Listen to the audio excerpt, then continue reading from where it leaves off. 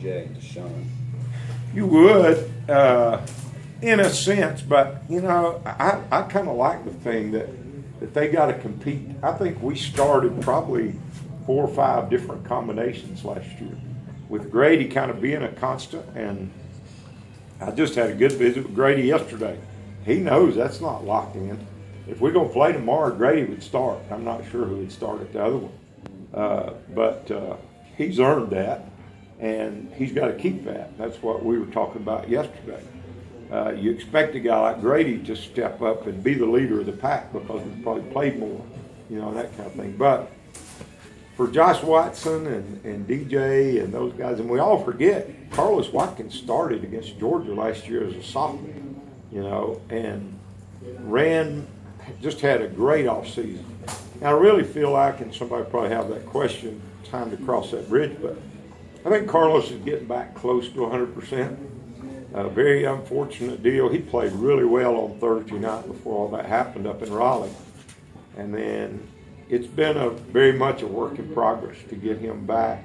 And at times, he felt like he was, but I didn't. And we've talked about that. And I've tried to go back and put film of him playing against Georgia or playing against North Carolina State and say, hey, here's what you were.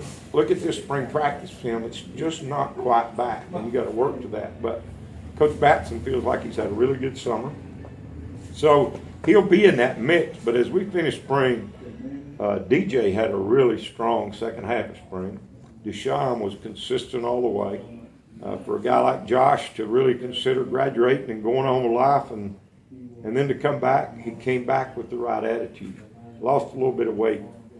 Sometimes guys let somebody outside convince them that bigger is better, and it's not. You know, we want to be able to run. We want to be somebody in the pros wants you to play at 320 pounds a couple of years from now. Fine, go do it. That's what they want. That's not what we want. We want to be able to move. So he's lost some weight. It's helped him with his back and some little ailments himself, and so he's had a good off season.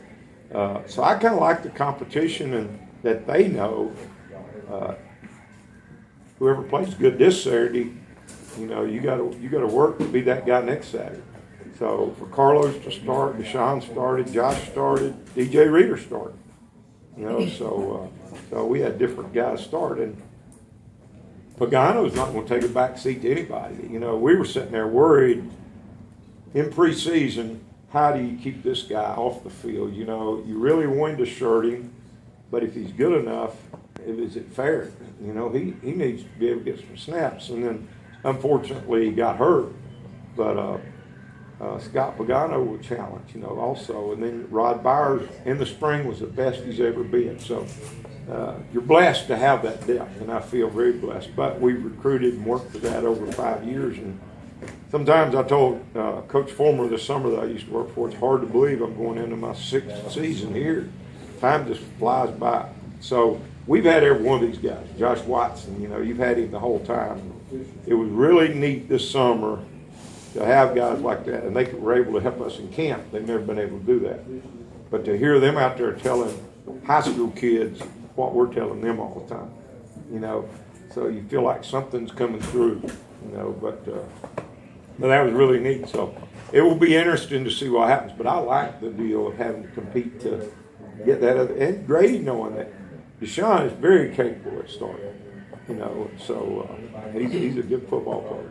Going back to Carlos, you talked about the physical challenges for him. How about mentally and emotionally? What's that journey been like since the accident? Well, I know there has been some things, and we have so many just great people around, with Coach Sweeney's philosophy being, you know, that it takes a village to raise a child, that y'all heard a lot of times, and with Jeff Davis and Trapp and just so many people around him that all the time, a great family structure from a tight-knit little community.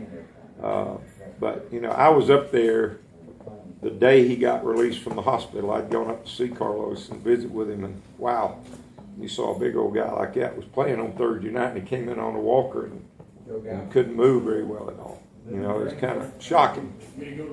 But very blessed to be here and do all that. So, but I think he's doing okay. You know, trying to keep up with him. I saw him some this summer. Obviously, it's about the only time we get removed a little bit, but DJ Reader lost his dad. Carlos and DJ are very close, and he was up at the service and all.